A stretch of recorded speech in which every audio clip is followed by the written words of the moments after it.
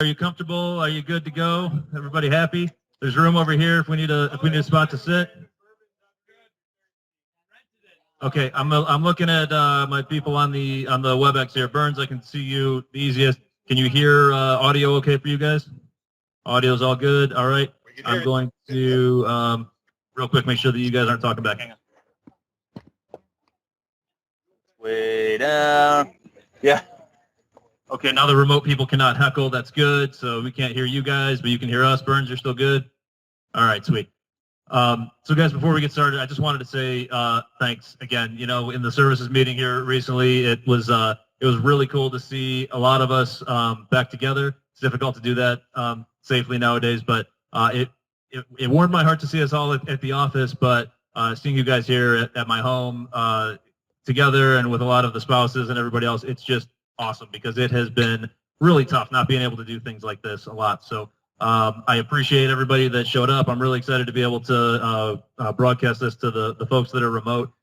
So hopefully you guys are ready for a good time because Jeff promises 45 minutes of laughs. So no pressure, Jeff, at all. But I promised 45 minutes. I didn't say anything about laughs. Oh, shoot. I should have written that in. And this guy said to me, he said, "Hey, Jeff, I don't think you sound like a woman. I think you sound like a NASCAR driver." I was like, "Cool, which one?" He said, "Danica Patrick." I was like, "Wow, I don't know that guy. Is he good?" I thought it was so cool to be compared to a NASCAR driver that for the rest of the week when somebody said, "Hey, Jeff, how's it going?" I'd say, "Well, we was looking pretty good in the straightaway. We was catching some good air, fixing to get our lap back. Little slick going into turn 4, so she got a little sideways on me. Realized I was low on the track, so I checked up. That's when Kevin Harvick bumped me from behind in a Busch flannel car. You know, Kevin been working me hard the whole race, and Kevin would spin his own grandmother out to get a lap back, and that's what happened. Got into the wall where I traded paint with Denny Hamlin, and that was all she wrote, and that's a shame, too, because play was fitting real good today, man. That's okay. We got to get paid. We got to get crew. We got to get sponsored. We'll just come back next Sunday and do it again. That's racing for you."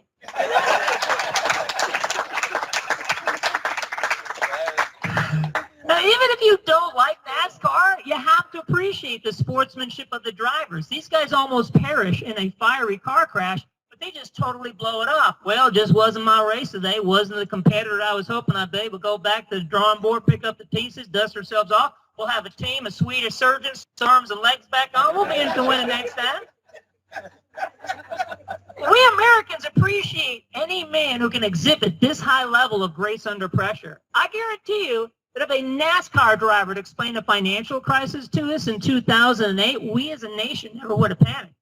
Hey, Ricky, would you like to explain the subprime mortgage loan crisis on Wall Street to the average American? Well, what happened was we had a bunch of shady bankers engaging in fraudulent lending practices, loaning money to folks with doubtful credit history and unverifiable income records, and the U.S. banks which extended the loans, instead of keeping them on the books, they sold them off as high-quality bonds to offshore interests, ensnaring the global economy to what is essentially a U.S. banking problem. That's okay. We got to get team. We got to get crew. We got to get sponsored. We got some crackerjack financial advisors. We'll just come back next fiscal year and royally screw up the economy again. But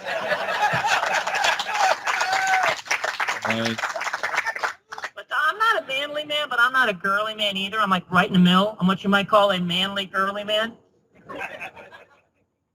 Yeah, whenever one of my manly man friends says, "Hey, Jeff, you want to go to Cabela's and check out the shotguns and crossbows, bro?" I'm like, "Yeah, bro, as long as we can stop at the Yankee Candle store on the way home." "Hey, Jeff, bro, do you like the Miami Dolphins?" "Yeah, bro, for 2 reasons. One, Larry Zonka and Dan Marino are 2 of the baddest hombres to ever play the game. And 2, I have always enjoyed the delightful color combination of orange and aquamarine, yo." Like every once in a while, manly man thoughts and girly man thoughts will play tug of war in my head. This guy's a jerk. I should punch his lights out. But what if I break my hand? How am I supposed to scrapbook if I'm wearing a cast? Now, I see so many manly men here tonight. If you guys are wondering if you too may be manly, girly men like me, you're on the waiting list, sir. And oh man, why does he look like he wants to jump on the 3rd turnbuckle and show me a lesson? But here's how you can tell if you think you might be a manly, girly man like me. So with apologies to one of my favorite stand-up comedians, Jeff Foxworthy, if you've ever walked into a butcher shop and asked for pumpkin spice beef jerky, you might be a manly, girly man. If you've ever watched a John Wick movie and wish there had been more scenes with the puppy, you might be a manly, girly man. If you've ever watched a professional wrestler pummel an opponent with a folding chair and thought, nice cape, you might be a manly, girly man. If a woman asks if you have protection and you whip out a tube of sunblock, you might be a manly, girly man. If you carry an Allen wrench on your keychain just in case you make an impulse buy at IKEA, you might be a manly, girly man. Here's one for you.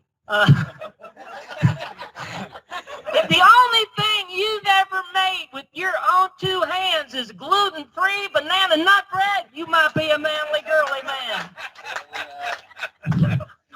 If the only thing you've ever made with your own two hands is gluten-free banana nut bread and a really nice canvas brick wall for a backyard comedy club, you might be a manly, girly man. If you've ever thought of becoming a longshoreman just so you can get discounts at Pier 1, you might be a manly, girly man. And finally, if you've ever turned 3 comedy albums worth of formulaic yet funny one-liners into a multi-million-dollar entertainment empire, you might be smarter than a 5th grader.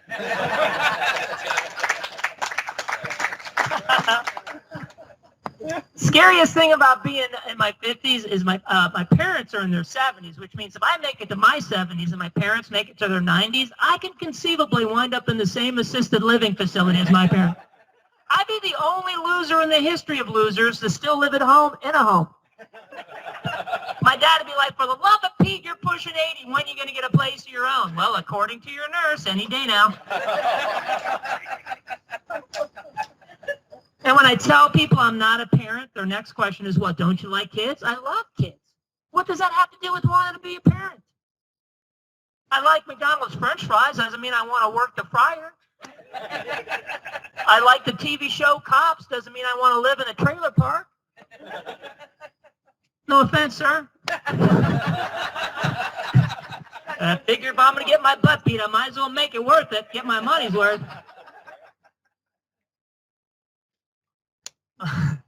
I like taking naked selfies. Doesn't mean I want to be a politician. I think people who say they don't want kids haven't spent enough time around kids. I think people who say they want kids haven't spent enough time around kids. And kids are expensive. You guys know that, right?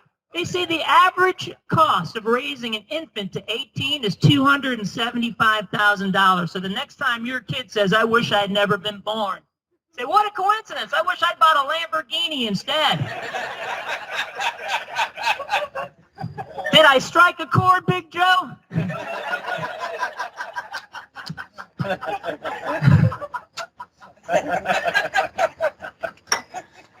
But I'm a fan of good parenting. Last year, a little boy ran into me at the mall, and he said, I'm sorry, ma'am, but my mommy told me not to run in the mall, but I'm having too much fun, and I forgot the rules. Now that I've caused an accident, I'm probably going to learn a lesson. It was cute. So then I see his mother come around the corner. I go, oh, excuse me, ma'am, is this little gentleman yours? And she goes, yeah, what's it to you? I go, nothing. Just be sure to tell his stepmom she's doing a great job.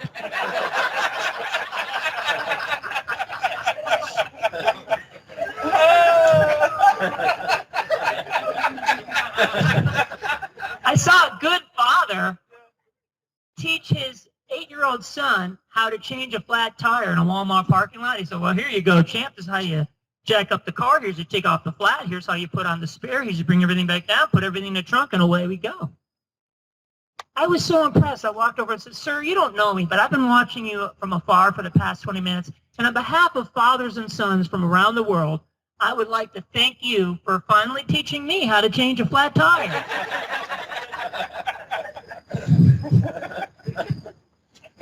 If I ever have kids, I want dumb kids. because smart kids are way too much work. Yeah, I can tell some of you have little geniuses because it's just the way you pound your drinks.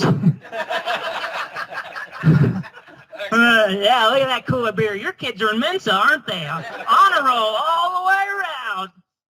But, yeah, because dumb kids will just, smart kids, they'll challenge your authority and assert their individuality. Dumb kids, you can get away with lazy parenting and just phone it in.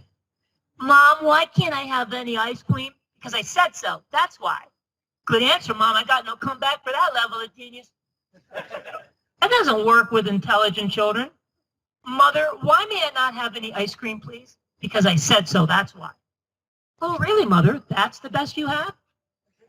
30 years on this planet, you decide to bring a new life into the world, and the best you can do when confronted with a situation that stresses you out is to emotionally regress and act like a child yourself, to assert your authority willy-nilly just because you're the all-powerful parent and I'm the powerless child without the wherewithal to procure my own ice cream, instead of using this as a teachable moment to teach me some good adult skills that you could use to make good decisions and teach me when I'm your age someday, skills such as delay of gratification, bargaining, negotiating. Well, guess what, Mother? I think I'm going to have some ice cream. I'm going to have it now. Why? Because I said so. Touch me and I'll call the cops.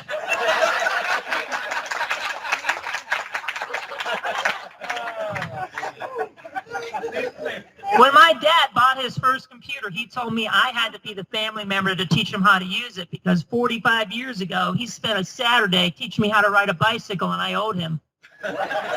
So I sat him down at the keyboard and went, "Come on, you big sissy, you can do it. What are you waiting for, you crybaby? How about while I'm putting the trading mouse back on this piece of crap, you go upstairs and take a bubble bath with your sister, you big cyber wussy. Then put on your big girl undies, come back down, I'll teach you how to log on to www.beamanlygirlymanalready.org.